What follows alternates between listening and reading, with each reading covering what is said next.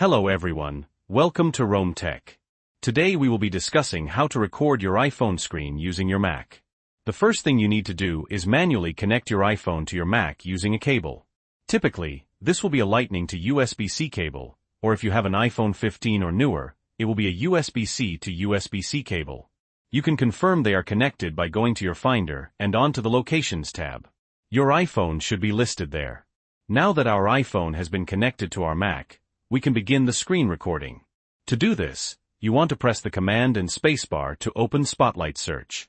Then, you want to open QuickTime Player. It's going to prompt you to open a file, however we want to click Cancel.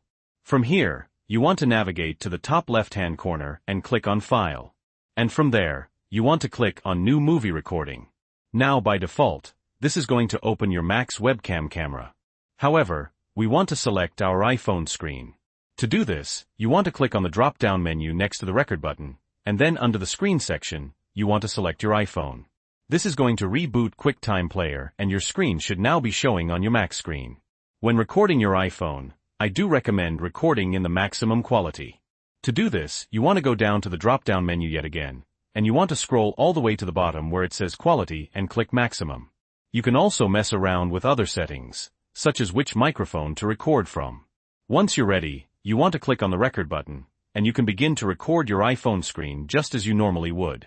Just bear in mind that sensitive data is also being recorded.